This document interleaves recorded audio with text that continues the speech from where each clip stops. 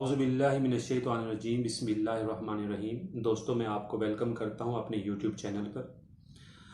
अच्छा, जो आज का हमारा लेक्चर है वो सोशल कंट्रोल के हवाले से है। और सोशल कंट्रोल में सबसे पहले सोशल कंट्रोल एंड डेविएंस। तो सोशल कंट्रोल में सबसे पहले हम छोटे छोटे से जो कॉन्सेप्ट्स हैं, जो टर्म्स बार बार यूज़ होती हैं और एग्जाम्स में एमसीक्यू के हवाले से भी और शॉर्ट क्वेश्चंस के हवाले से भी इन टर्म्स के बारे में एक्सप्लेनेशन पूछ ली जाती है हमसे। तो आज के इस लेक्चर में इंशाल्लाह सोशल कंट्रोल और डेविएंस के हवाले से जो भी छोटी छोटी सी टर्म्स हैं वो इंशाल्लाह आपका कॉन्सेप्ट क्लियर हो जाएगा उस हवाले से। तो इसमें हम सोशल कंट्रोल को, सोशल ऑर्डर को, डेविएंस को, जुवेनाइल डेलिक्वेंसी को, प्राइमरी एंड सेकेंडरी डेविएंस को, स्टिग्मा को इंशाल्लाह डिस्कस करेंगे। तो सबसे पहले हम बात करते हैं सोशल कंट्रोल की। सोशल कंट्रोल से पहले आपका कॉन्सेप्ट क्लियर होना चाहिए सोशल ऑर्डर के हवाले से कि सोशल ऑर्डर बेसिकली क्या है। सोशल ऑर्डर ये है कि हमारी सोसाइटी के अंदर एक ऐसी सिचुएशन ना क्रिएट हो जाए जिससे क्योस क्रिएट हो जाता है, जिससे सोसाइटी के अंदर कंफ्यूजन क्रिएट हो जाती है, लोग पैनिक हो जाते हैं। अगर कोई टेररिस्ट अटैक हो जाए, अगर कोई अर्थक्वेक आ जाए या वार की सिचुएशन हो, तो वहां पे सोशल जो ऑर्डर है वो बिल्कुल खत्म हो जाता है। तो जब सोसाइटी के अंदर सोशल ऑर्डर खत्म होगा तो सोसाइटी के अंदर क्योस क्रिएट हो जाता है। अब जो हमारी लाइफ है ये टोटली डिपेंड कर रही होती है सोशल ऑर्डर पे। अब ये सोशल ऑर्डर कहां से आता है? हमारी सोसाइटी के अंदर ये जो सोशल ऑर्डर है ये सोशल कंट्रोल से आता है। ये सोशल कंट्रोल फॉर्मल भी हो सकता है, इनफॉर्मल भी हो सकता है। Every society or group develops its mechanism for making its member to obey the norms for the smooth functioning of its life. These are attempts of society to regulate the people's thoughts and behavior. This process may be formal or informal. In a group, is it called a social control? कि ये formal भी हो सकता है, informal भी हो सकता है।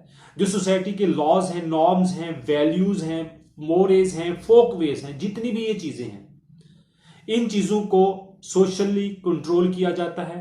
सोसाइटी अपना कोई ना कोई एक ऐसा मैकेनिज्म लेके आती है, कोई ना कोई ऐसा सिस्टम जनरेट करती है कि हमारी सोसाइटी के अंदर एक ऐसी सिचुएशन जिससे हर चीज बैलेंस में रहे वो लेके आती है। तो ऐसा मैकेनिज्म जो फॉर्मल और इनफॉर्मल हो, सोसाइटी के नॉर्म्स, लॉज एंड वैल्यूज को फॉलो करवाया जाता हो हमसे, फॉर्मली या इनफॉर्मली, तो उसको हम कहते हैं सोशल कंट्रोल।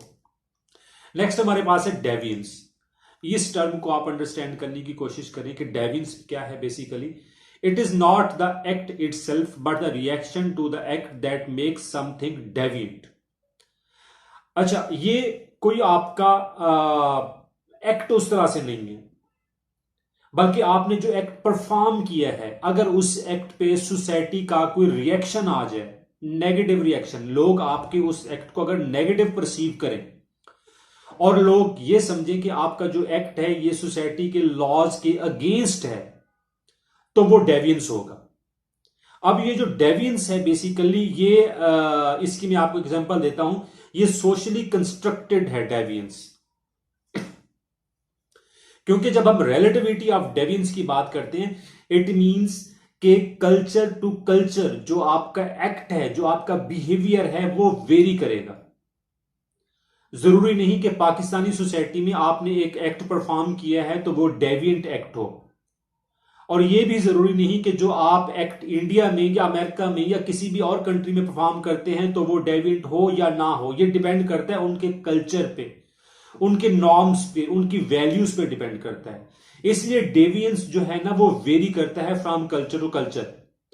एक बंदा जो टेररिस्ट है हमारी सोसाइटी के लिए, अगर हम उसको देखेंगे, अगर वो टेररिस्ट है हमारी सोसाइटी के लिए, एक ले मैन के लिए वो टेररिस्ट हो सकता है कि वो बम ब्लास्ट कर रहा है, वो लोगों को किलिंग कर रहा है, वो बंदा उसमें उसकी इन्वॉल्वमेंट है। लेकिन वो बंदा अपने ग्रुप के लिए एक फ्रीडम फाइटर भी हो सकता है। कश्मीर की आजादी के लिए लड़ने वाले जो लोग हैं वो अपने कल्चर, अपने सेक्ट के हिसाब से तो मुजाहिद हैं, मरने के बाद उनको शहादत मिलती है। लेकिन अगर हम दूसरी तरफ इंडिया की आर्मी की बात करते हैं, अगर वो उनको मारती है, उसके साथ फाइट होती है, तो वो उनको दूसरी तरफ से लेते हैं। इट मींस कि एक तरफ एक ही एक्ट डेविएंट है, दूसरी तरफ वही एक्ट ब्रेवरी के लिए आ जाता है सामने। तो जो डेविएंस है ये एक सोशली कंस्ट्रक्टेड टर्म है। सोसाइटी के अंदर, मुख्तलिफ सोसाइटी के अंदर इसकी मुख्तलिफ किस्म की डेफिनेशन हो सकती है। और ये जो रिलेटिविटी ऑफ डेविएंस है ये मुख्तलिफ उसी हवाले से जो मैंने आपको एग्जांपल दिया कि एक ग्रुप के लिए तो वो ठीक है और दूसरे ग्रुप के लिए वो गलत है। इसलिए सोशियोलॉजिस्ट इसको डेविएंस को नॉन जजमेंटली लेते हैं, क्योंकि ये हर कल्चर, हर सोसाइटी में मुख्तलिफ हो सकता है, लोगों का बिहेवियर, लोगों का एटीट्यूड। दूसरा हमारे पास है crime. Crime is the violation of norms that are written into laws. अच्छा, क्राइम को और डेविएंस को ओवरलैप नहीं करना। क्राइम, डेविएंस एक ब्रॉडर टर्म है, क्राइम उसके अंदर है, उसकी अम्ब्रेला के नीचे क्राइम आ रही है।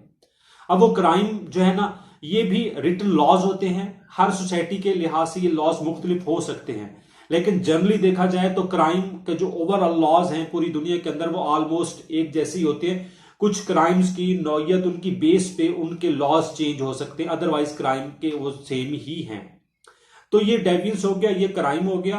फर्दर हम चलते हैं हमारे पास डेविएंट्स। अब एक बंदे का जो बिहेवियर है अगर वो सोसाइटी के नॉर्म्स के अगेंस्ट जाता है तो उसको हम डेविएंस कहते हैं, लेकिन जो बंदा उसको परफॉर्म कर रहा है वो डेविएंट होगा।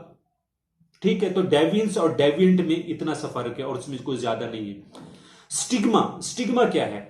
सिग्मा, इरविन गॉफमैन, एमसीक्यू के हवाले से ही मैं आपको बता रहा हूं। इरविन गॉफमैन ने ये स्टिग्मा की टर्म यूज की। उसने कहा कि a stigma, a powerfully negative label that greatly change a person self concept and social identity. Stigma हो सकता है, किसी बंदे ने मर्डर किया उसको स्टिग्माटाइज कर दिया जाता है जब वो जेल में कुछ टाइम गुजार के आता है। एक बंदे ने रॉबरी की तो उसको चोर का टाइटल दे दिया जाता है। एक बंदे ने अगर किसी के साथ नाइंसाफी की है, करप्शन की है, तो उसको हम रिश्वतखोर कह सकते हैं, उसको हम बेईमान कह सकते हैं। तो हम क्या करते हैं, सोसाइटी उसको स्टिग्माटाइज कर देती है। उसका जो एक्ट है, उसकी जो एक आइडेंटिटी होती है, एक आम ले मैन की जो एक आइडेंटिटी होती है कि ये हाजी साहब हैं, ये चौधरी साहब हैं, इस तरह उसकी आइडेंटिटी बन जाती है कि ये बदमाश है, ये बंदा ठीक नहीं है, इस बंदे के साथ उठना बैठना नहीं है। तो हम क्या करते हैं कि उसके काम की वजह से, उसके उस एक्ट की वजह से, क्योंकि उसका जो एक्ट है वो सोसाइटी के नॉर्म्स के अगेंस्ट है, वो डेविएंस क्रिएट कर रहा है, वो डेविएंट है। जब वो डेविएंट होगा तो उसका वो जो स्टिग्मा है वो उसके साथ वो चीज लेबल हो जाती है, वो स्टिग्माटाइज हो जाता है। ये स्टिग्मा पॉजिटिव भी हो सकता है, ये स्टिग्मा नेगेटिव भी हो सकता है। ओबेसिटी, कि वो बंदा मोटा है, हम उसको मोटे के जरिए याद करते हैं।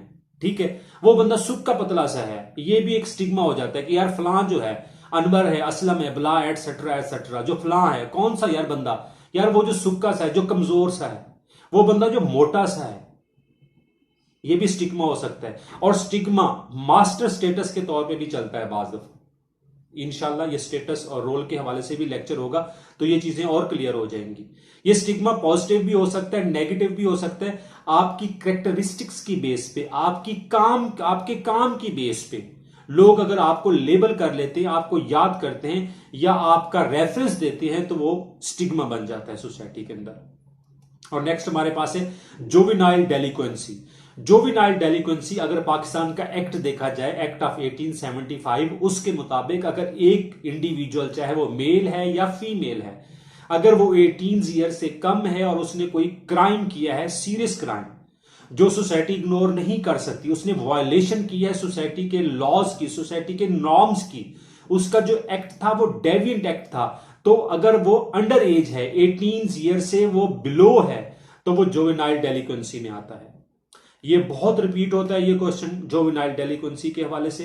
ठीक है, और इसमें और इस तरह की कोई बात नहीं है, इसमें बस ये दो चीजें हैं, एक तो एक्ट है 1875 का, और दूसरा 18 ईयर्स ऑफ एज के हवाले से क्वेश्चन पूछ लिया जाता है। दूसरा है प्राइमरी एंड सेकेंडरी डेविएंस। एक ही फर्क है, सिंपल मैं आपको एक्सप्लेन कर देता हूं।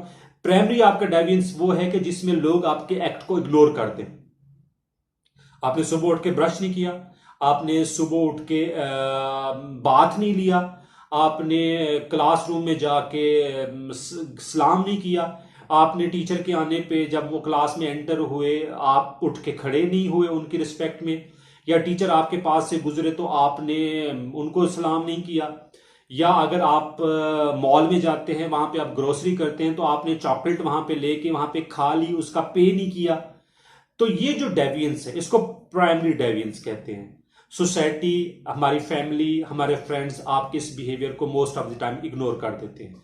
लेकिन अगर आपका वो एक्ट जो सोसाइटी इग्नोर ना कर पाए और वो इस तरह इतना सीरियस हो कि सोसाइटी कहे कि नहीं ये इग्नोरेबल नहीं है, इस बंदे को पनिशमेंट मिलनी चाहिए, तो वो आपका सेकेंडरी डेविएंस हो जाता है।